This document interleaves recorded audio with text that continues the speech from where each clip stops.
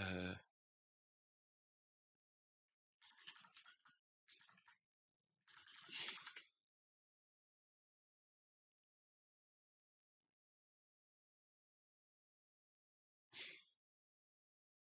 and hello, I'm back again today, and now we will be doing the second part of our Pokemon-like game.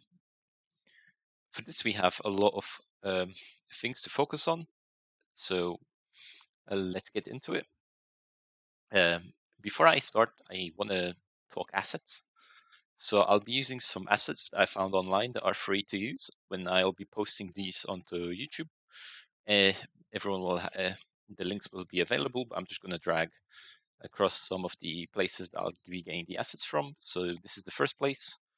Um, again, this URL will be added to the video if anyone wants to also download them. They're all open source assets that anyone can use for their usage.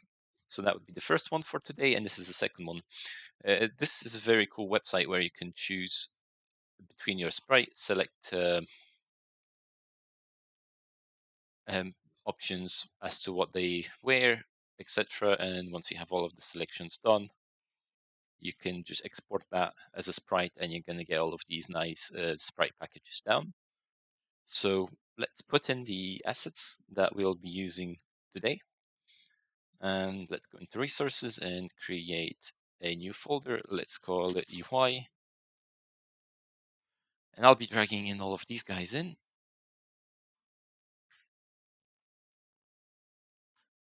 Not that one. Yep. And let's set them, there already says UI sprites. And then finally, let's create a new folder. I guess we call it character sprites. And in here, let me open up the folder. Where would it be? There we go. It's that one here. So here we have a little character sheet. Now,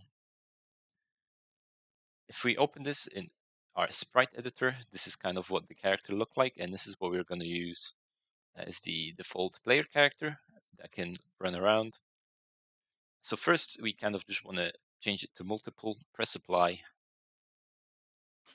and we would like to slice it like so. I think automatic slicing should be good enough. As you see, there is these little borders around. If we now apply this and press save, what this will do is it will create all of them separately. So now that we have access to these, if we click on our on a little, so this is just an empty 2D sprite object, and we can attach a character image, and there you go. It renders a little character here, like so. Now, the cool thing about this is that now we can animate this using the animator. So to create well, actually, let's leave the animations for now and get on with the movement so we can move our character around. So back into the scripts.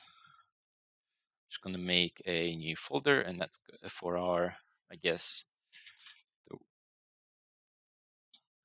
the player character. So everything is called characters. Okay, so this is going to be called the player 2D movement. And let's open up a new script. Get rid of the default stuff. Now, first I'll create I'll prepare everything for our, what's it called, for the animations while we're at it. So let's start off by creating an enum and call it direction. Now, for this project, we will move in 4 possible directions, and that, like in the original Pokemon games, and also because our sprites can only go up, down, left, and right. So let's do north, east, south, west.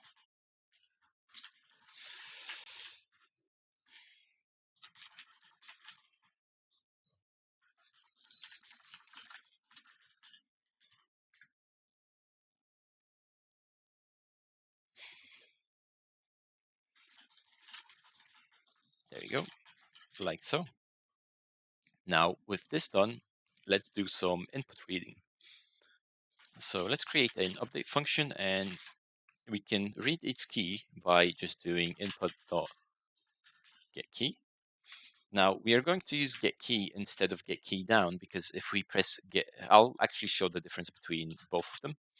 So let's just do this for each of our keys. And let's copy that a few times. So we have 4 directions, so we'll just do 4 keys. So we'll have S. I guess let's go north, east, south, west, like so. Now let's create a vector 2, and let's call it a new direction. Now let's split, so that's going to be our animations, and this is going to be our movement. And let's put a reference to our animator by doing private animator, or anim for short, like so.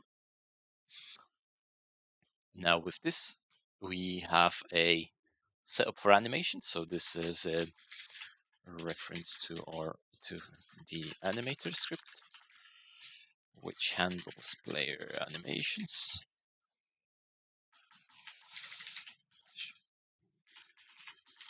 For animation position, what do we have here? The direction we wish to travel in, like so. Now we have every single button for every direction. So W is of course forward, which is our north direction. D is the east direction for going right, and then south direction for going down, for going up, for going right, and then I'm just going to copy it. West for going left, like so. Now, the way we can attach the direction to this is simply by doing new direction is equal to, and then we can do vector 2 up.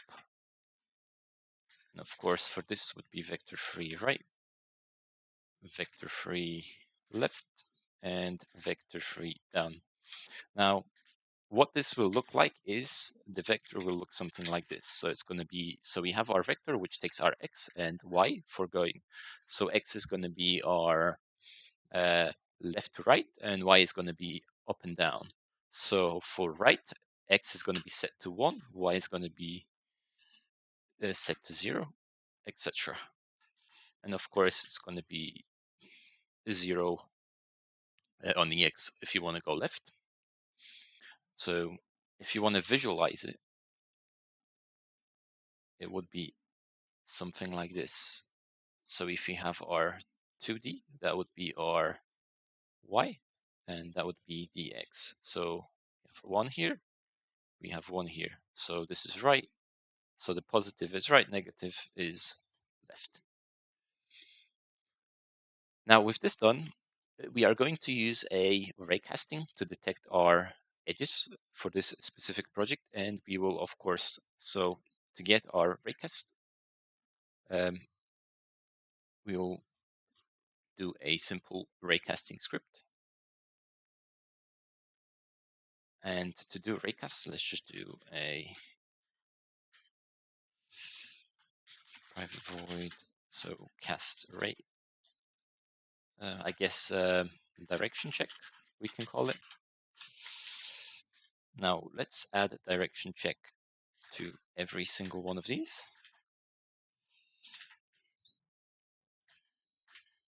We can actually, maybe we can slightly change this later. We'll definitely change this because we will have controller movement within the project. So what do we want to do here is, first do a raycast. And we'll just call it our collision check. We will do a new raycast, which will be from our transformed position to the new direction.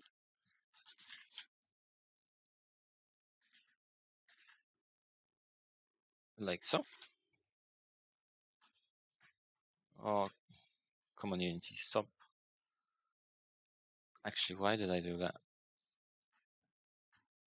Okay. And then we will do physics 2D dot raycast. And we'll put our ray. We will do out, and that's going to be our collision check. And then we will do some kind of a distance. Let's just set it as 100. Well, actually, this should be just 1. Let's put it in a variable for now. Private float, and let's call it ray distance, like so, and set it to 1 for now. We'll play with it later. And finally, an interaction, well, a layer mask, private layer mask interaction mask. Set this to 0 by default. Set this in here.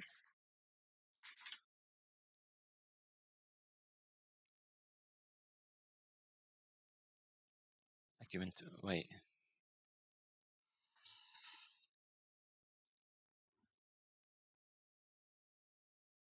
Did I?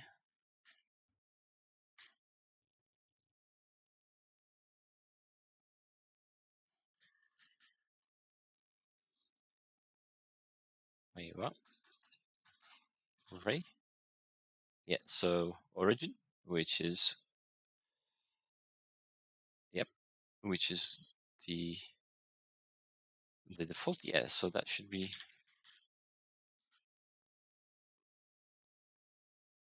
this. And why are you giving me problems?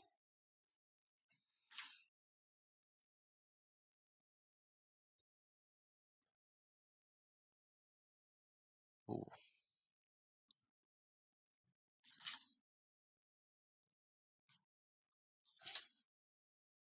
Ah, yeah, whatever. Let's leave that as a 3D raycast for now. I'll worry about converting it to 2D later. Hello. Okay, with the raycast being set up, what we want to do is basically we will want to move our character if there is no collision. So basically, what this does is checks if there is a wall blocking our movement. So what we'll do is if our collision check is not a collider, then we can move our object. And the way we will handle moving is with a simple use of a coroutine.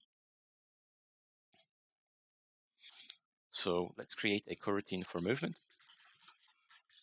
And let's call it move character, or just call it move. Private IE numerator move character, like so. Now let's create a boolean to check if our character is moving. So let's create a private boolean is moving, set it to false by default. Checks for user inputs to move the user, like so. Let's just do real literal null not to have any errors within the project.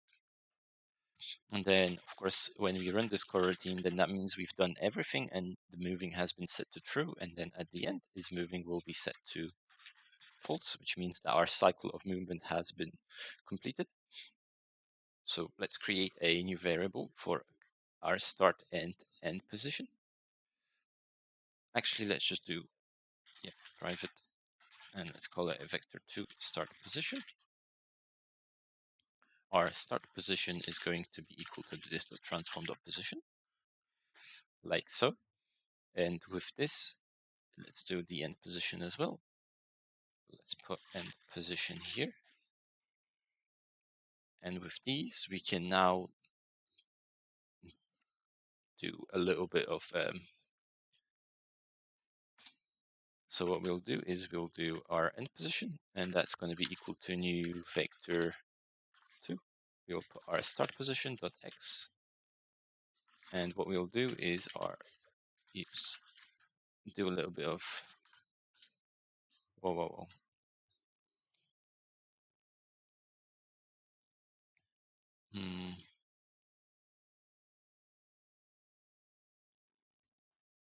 Actually, let me think. How can we? What would be the good way to move it? Yeah, let's just go with this method for now. See if it works. If it does, it's going to be great. If it doesn't, well, we'll try something else.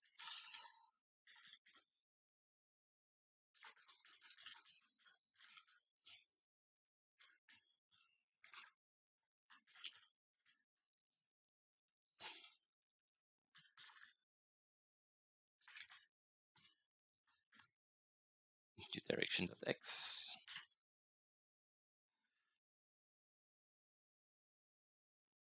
And then our start position.y.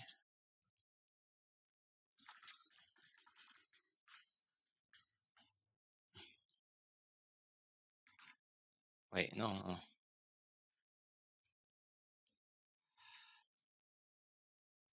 Input.y, and then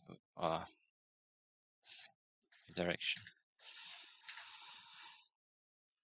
And then plus, we'll do our start position.y.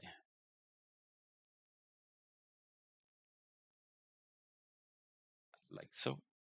I believe I need to double bracket this entire thing. Yeah, there should be another bracket at the end. Is that good? Yeah. So this calculates our little end position. We have our start position as well. And what we'll do here is create a float. We're going to call it time, and we're going to set it to 0. And what we'll do is we will loop.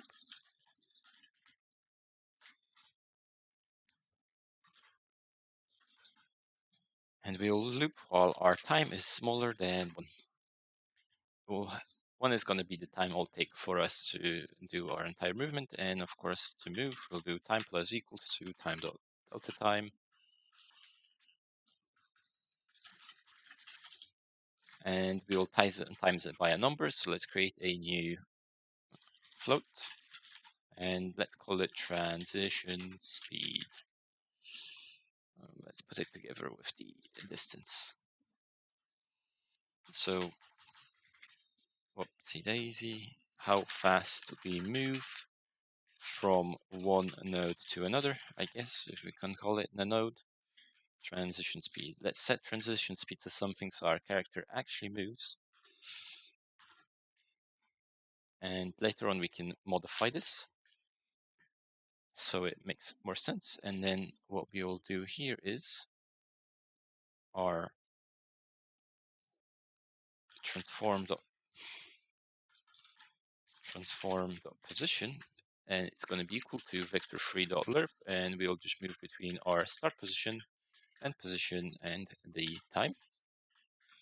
So for those who don't know what lerp is moving between starting point, so point A, to the end point based on the time that it takes to travel. So at 0, so let's just say we move from one side of the street to another, and it takes us a minute to do that. So at the 0th second, we will be at start position. At 1 minute, we'll be at the end position, whereas at 30 seconds, we'll be in the middle of the path. That's basically what lerping does in a nutshell. And then we'll just be yielding here, like so.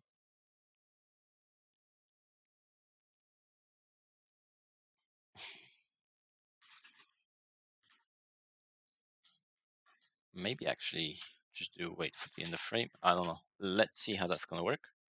Hopefully this should let us move our character in our position. So let's just do move character here, like so. Actually, we can just test this out before we do the direction check. Let's ignore collisions for now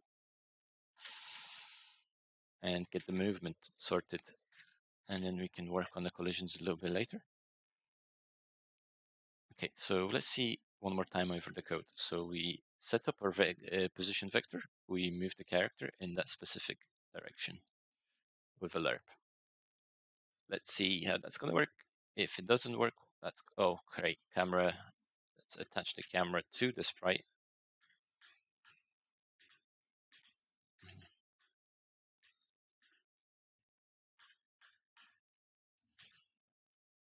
Where's the camera? Orthographic, yep. But why do we not see the sprite?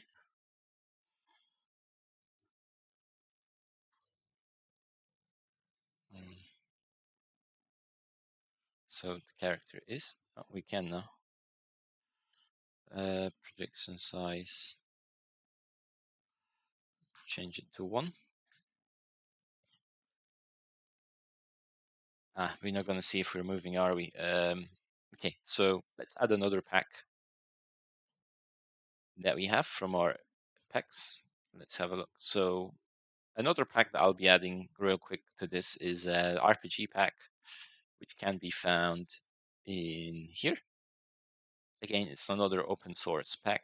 Let's just add any tile from this pack just for now. So let's create a new folder, call it tiles. And let's just drag in 2 random tiles so we can see that we're actually moving past them.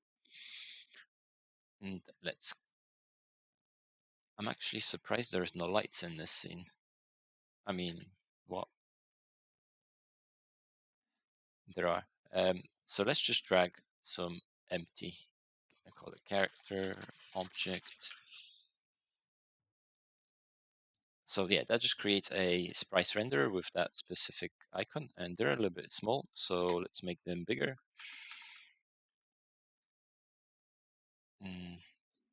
Now let's set so the order in layer. So what the order sorting sorting order does is it sets what should be rendered first, basically. If we set this to 5 and this to 5 as well, then our character gets covered. But if we set our character to 10, he'll always be at the top. Because their images, on a 2D sheet, there is not no z to that z coordinate to pan it down. You can either go left, right, or up and down, but the z coordinate doesn't actually exist for a 2D image. So, but you still want to have the illusion that something's on top of something. So that's basically why the order render is here. Now, have we attached the script to the character? Of course not. So let's add our 2D character. What did we call it? 2D movement. And see if it works or not. Now, nothing happens when we attach our code. So let's just do some debugging and seeing what's happening. So first, let's do a serializable field on all of the important areas. And let's try to simulate the movement. Wait, do we start the coroutine at any point? No, we just call it. Like, that's not how calling coroutines works, is it? Start coroutine. There we go. Let's only put it in up just to see if it goes up. If it does, that's perfect.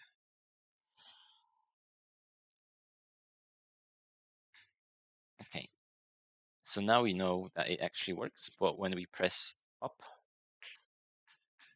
well, whatever we want it to happen, it doesn't happen. So let's just do debug.log, click up, just to see that we 100% get everything.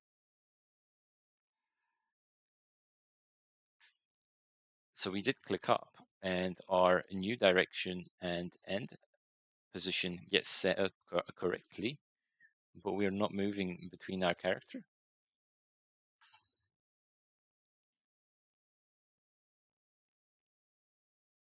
Which is, yeah, so we get the correct end position. Let's actually move him slightly up. What will happen if we press up now? There we go. So our end position, it calculates input correctly. It's just that we are not moving the character to our position.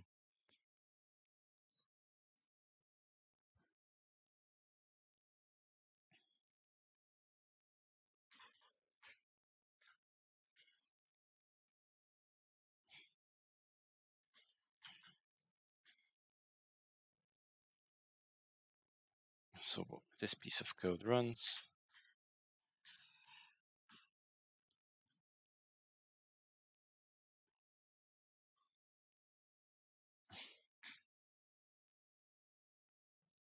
Interesting. You would have thought that it would be.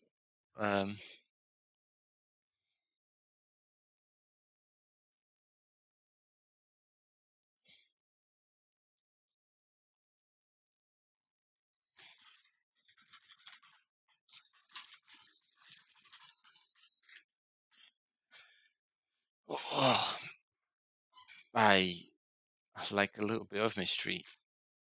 Okay, so we did loop through, but we didn't actually move our character at all.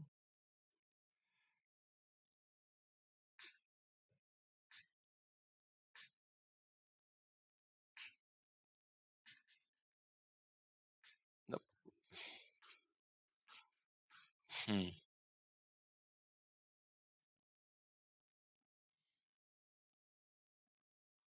Transform attached to this, which is our character. What if we just do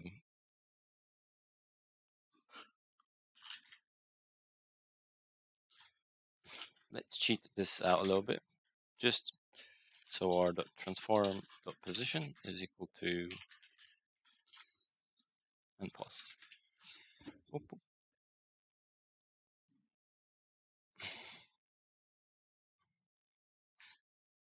Okay, so we definitely moved this time around by one node. It's just that we are not lerping properly with our object, which is a bit strange.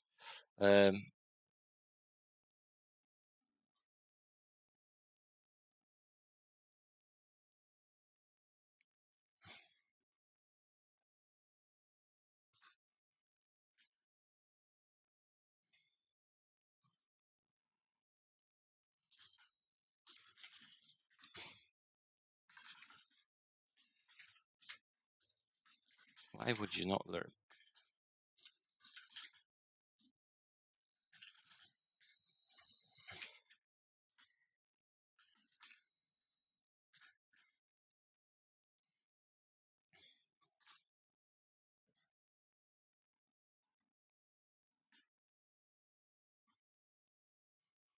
Okay, either way, since we know that lerping does indeed work, not lerping the movement, let's leave it for now and do what I actually wanted to do today, and we'll come back to this a little bit later. I really wonder why is it not lerping? I must be doing something dumb.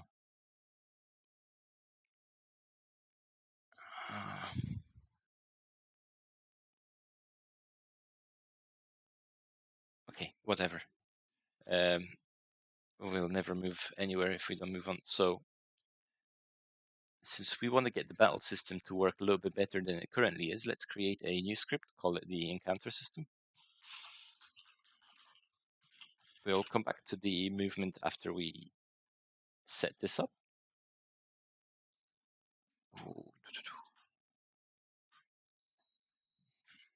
Because at this point I can just sit there trying to figure it out for an hour and not get anything done. So how does encountering work in games? In Pokemon, so you step over a object and you get a chance to have a random encounter. And that means that, so in Unity, we stimulate entering object with on trigger enter. And that means that, well, we'll do if, so then we just do a check. So let's do if our game object.tag is equal to player1. So if our missing a single equals, then we know that's a player that collided with our terrain. Let's give our player actual terrain. Like this. Yeah, so once we have that tag, what we can do is then roll a dice, because this is basically what encountering is. So we'll have a float, and we'll have a chance to encounter. And we can use Unity's random.range, and we can do it between a 0 and 100, like so. So that will randomly draw us a number between these. And since it's a float, it can also look into decimals as well. Now, of course, we need to check this against something. So let's create a float and call it the encounter odds. And what we simply do is a chance to encounter. Where are we? And then we're going to make it smaller than, or actually greater than or equal to encounter odds. So if our encounter roll is going to be equal higher to this number, then we will have an option to do the encounter. So let's set it to something like 50. So then 50 times, well, there's a 50% chance that we encounter a battle when we step into the enemy. We'll need something that will store in what kind of characters we'll have, but there is no system for character storing yet. So let's just leave it as blank and just write a comment about it. So store what kind of enemies can appear in this area, like so. And with this, then we can roll for our rarities, or a rarity of spawning.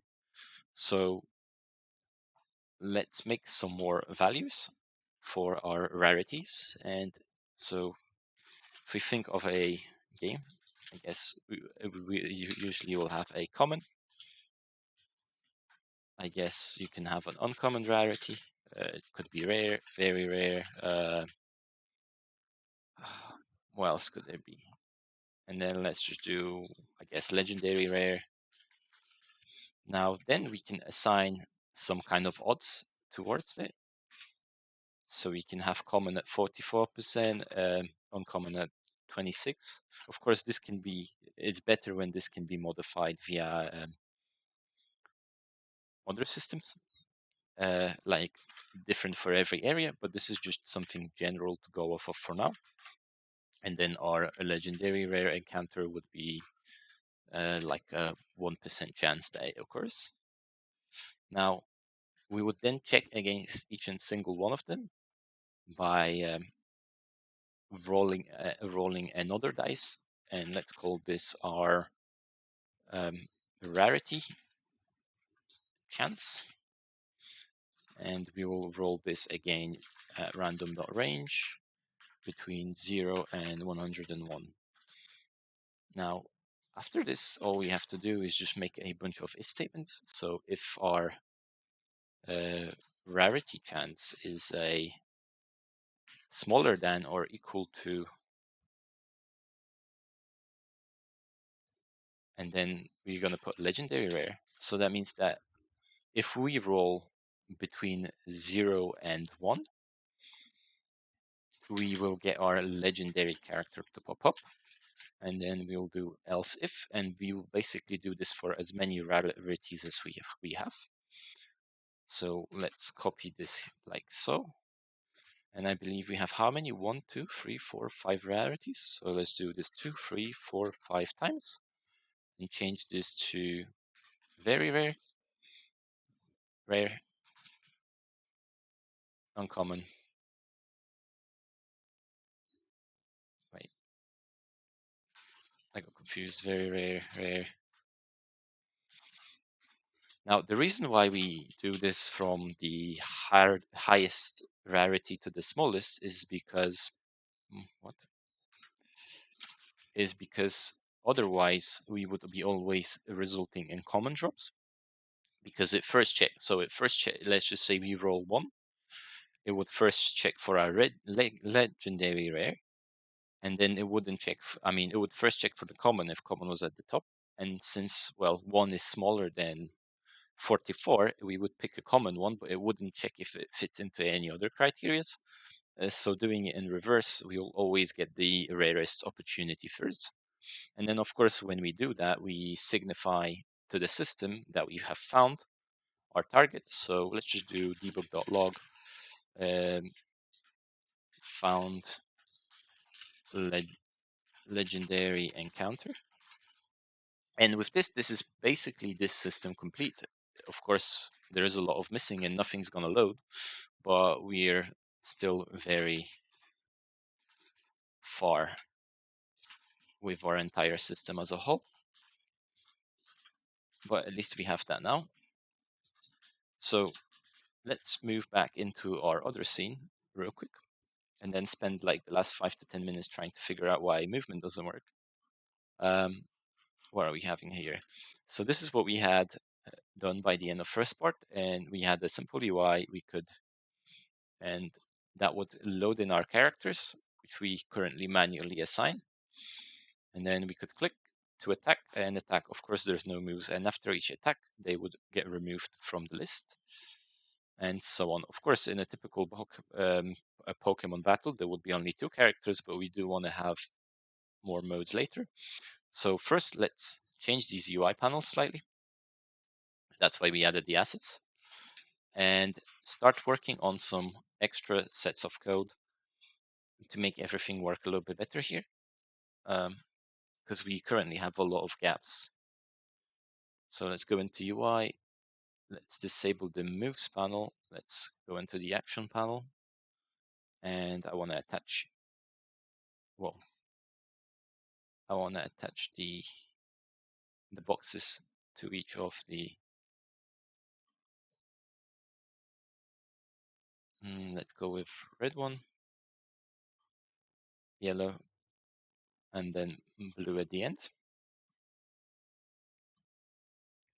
Now, the way we call a move is by using this script here. So let's attach this script, and actually, what do we have? Action button. So what does this do? It enables player moves. If we click on this, I guess the character should prompt the character change, inventory should prompt inventory change. So let's work on this first and set up all the other buttons. Well, prepare them for future. Actually, let's, the health bars could work, get some work too. But yeah, let's do that next. So here we have our buttons and our action button. So action button will trigger any of these. So let's create a, let's call it the character button.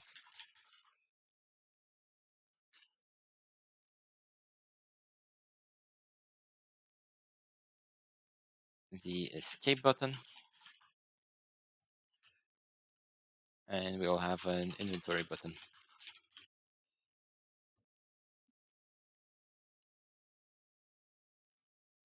Oh, I already have a character button, someone? Of course I do. Oh, no, I don't. Oh, it's because I duplicated them. Silly me. I should have just made a new class. Escape button.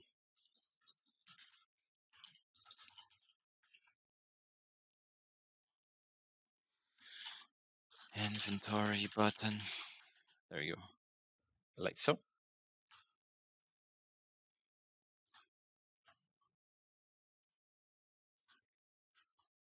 like so. Now, what we will essentially do is attach each one of these to the character, but let me see if there is any point in inheriting from this object. So battle controller, sure, we could actually use that because that will signify enable player moves. Not this part though.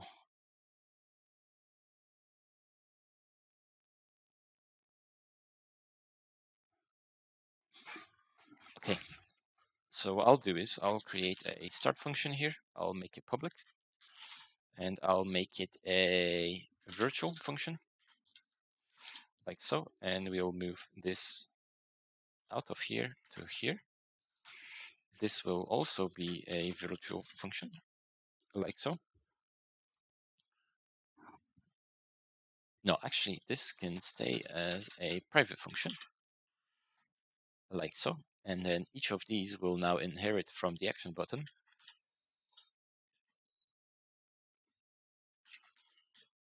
Like so, and like so. Now, each of these buttons does the exact same thing here. And this we will change for each of these buttons. So let's just do a public override, and the only function that we can override is this. Of course, we don't want the base functionality for either of them. We only really wanted the start to be shared so we get the controller reference, and since we all want to get it, we need to have an accessor to be able to do something with it, like so. So let's drag them all in. Let's select all of these, drag in our inventory, drag in our escape, and drag in the character, call the button character button action,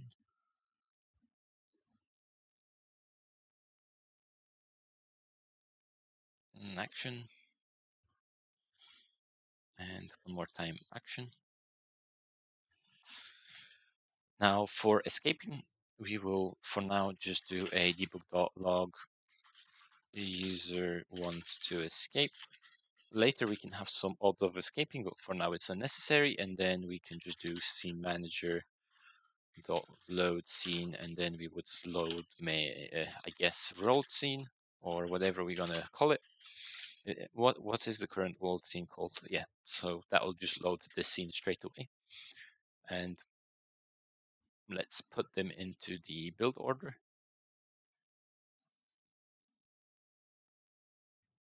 like this.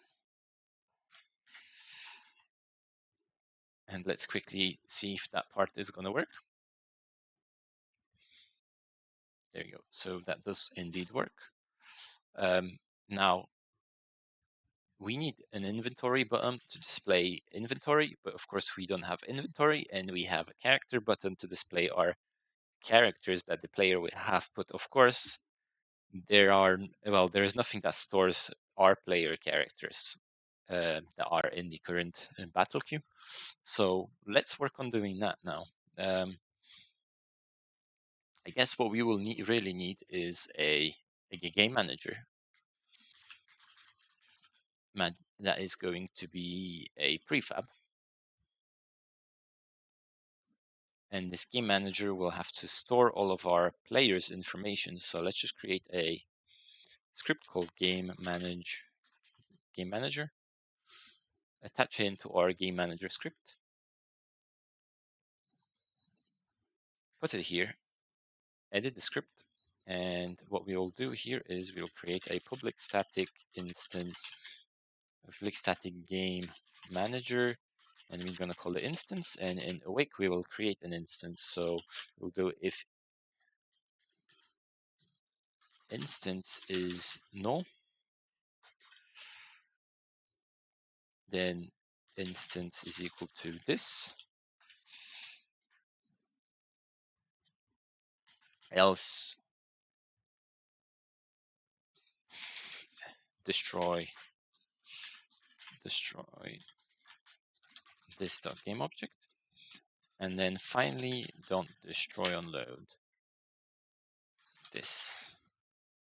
So what this little piece of code does is it will basically allow a game object with this class, which is our game manager, to travel between different scenes without being ever destroyed.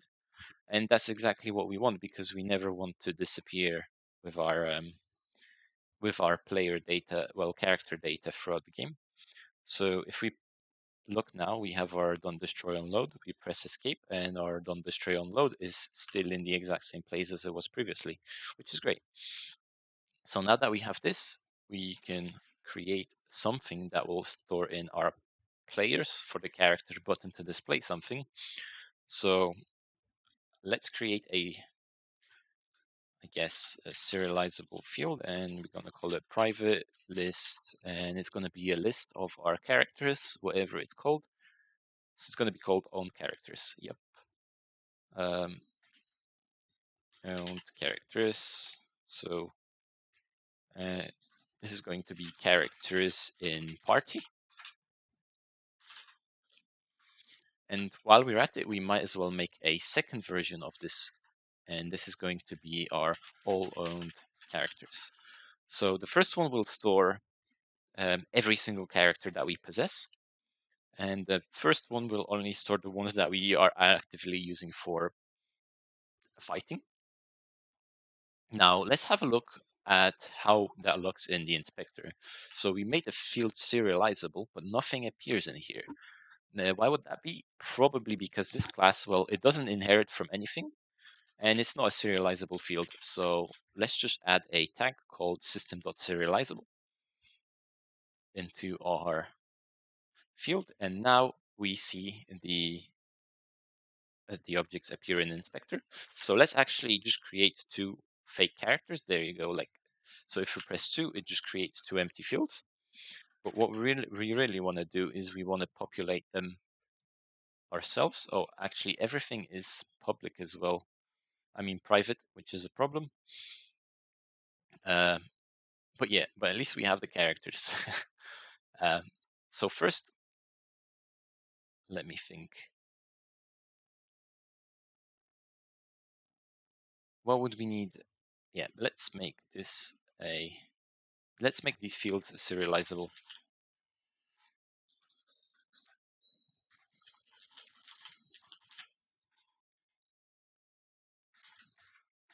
So we can see them through the inspector when we add a character. There we go. And now we have all of these stats appear in here. Now, of course, our character needs more than just that, and populating of the stats is going to be a video in itself. But let's do a little bit of this for now. So the important part is the character reference to get the character script, because character script is what will define our base character. So let's go into scriptable object and create some characters for now. So let's call this character A, and have a second one called character B, and open up the character script. And what we really need to do is make these values editable. So we can set this up ourselves in the inspector, like this. And now we will see that each of our characters stats can be assigned. And then if we go here, we will connect these characters like this. Of course, everything later will be done manually, but this is just for the sake of this. And now whatever has these base stats will be affected by all of these changes here. So the reason why we do this is because, what do we have here? These statistics here are stuff that will be saved to our system later down the line. However, these will not be. These don't ever have to change. So if you think about Pokemons, every Pokemon has the exact same stats at level 1.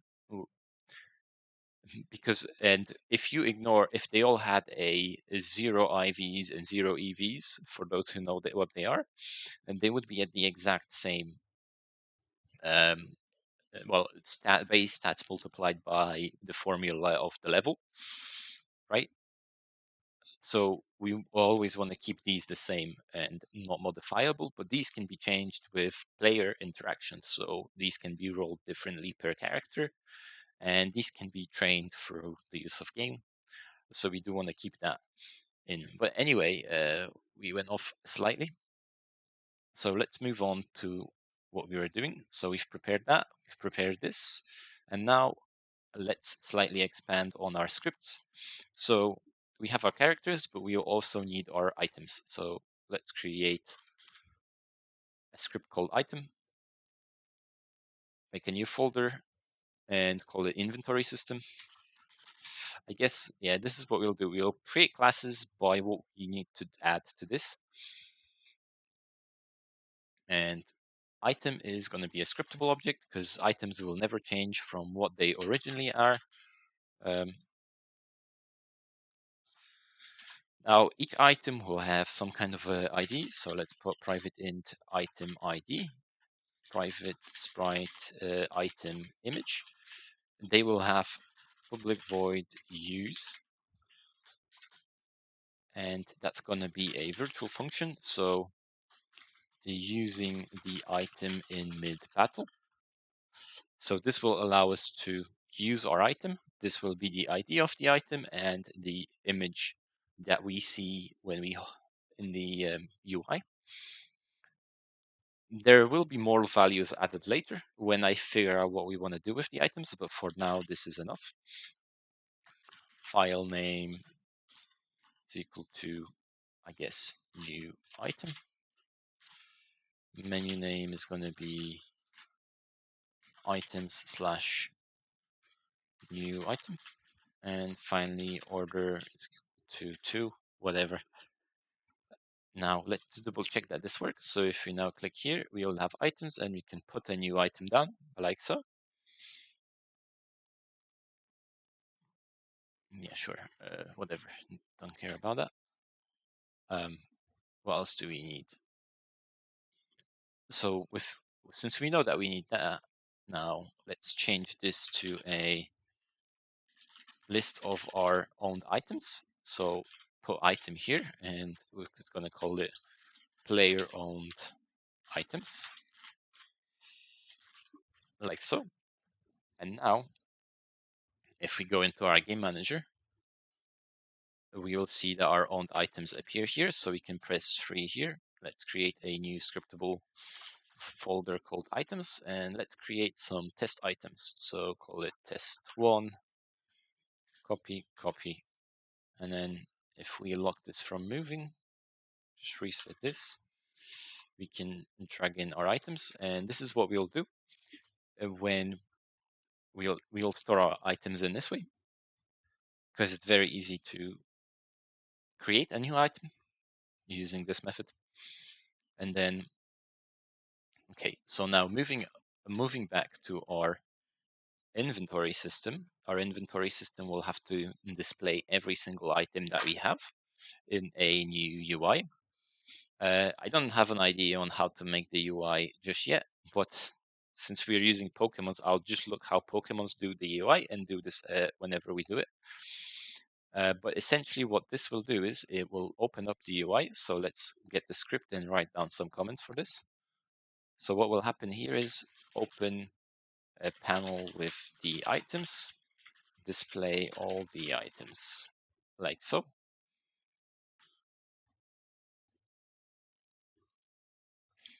And okay, now when we click on attack, let's go into here. And everything that happens for now is we just click and we press attack, right? And it just swaps into. But what we need it to do is we need it to load the abilities or the skills or whatever the moves that the player can do. So that means that we have to extend our the owned character script a little bit more. So what we need to add here is a list of skills. So let's go into here and go into characters and create a new folder. Actually, no, let's not do any characters folder. Let's make a new folder and call it skills. Skills, and then create another one called passives. We'll just get this out of the way while we're at it. So our skills will be another scriptable object, and so will be the passives. Because it's something that we want to set up easily and real quick, but it's not something that we want to modify once it's done, once it's built and compiled. So let's call this a skill. And we're going to call it a scriptable object. We'll, of course, do create asset menu. I'll set this up a little bit later because I see we actually only have 4 minutes left before I will end the stream. So let's squeeze in as many quick classes as we can and call it passive in here. Let's scriptable object, remove that, create asset menu like so. Okay, now that we have these, our on character will have a array of skills. So we'll have let's create a serializable field, private skill, and then that's going to be skills. And we will set the size to 4. Actually, what?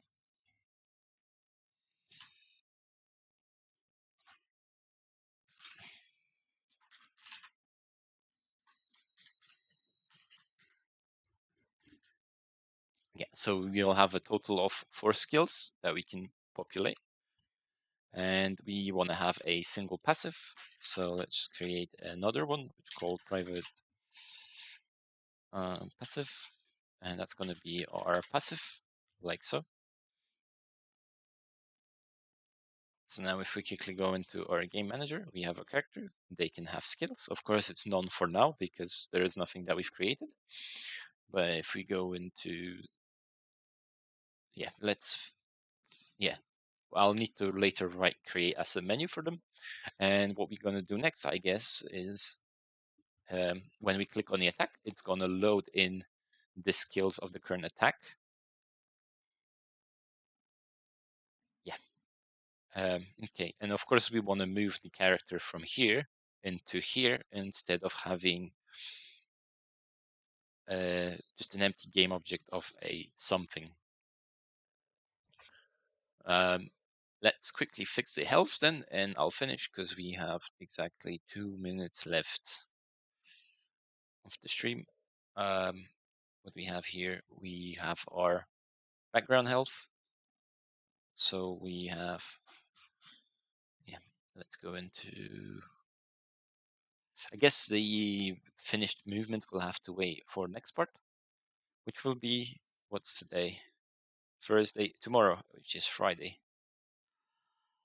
I guess we have a lot to do today. I guess it's going to be quite busy and hectic for the first few days, especially since I don't really plan much. I just kind of try to do stuff. Preserve aspect ratio. The red one, preserve aspect ratio. There you go, that looks good. And what we also need is a overlay one, which is that one here. There we go. And we're just going to call it the overlay. Now, what this will do is filled, not radial, but horizontal. And this is what will happen. So when we take damage, it will get smaller, like so. Yeah. How does that look? It looks all right. Yeah. I'll try to prepare more assets to fill up this screen for next part. Because let's face it, it doesn't look that good. And yeah, so in next part, we'll again go back to the movement. What else is there? And we'll start loading in player attacks and loading in characters. I guess there's so much to do that I can literally do anything. Yeah, I'll do what I feel like doing. until we get somewhere, because the game is really bare bone for now.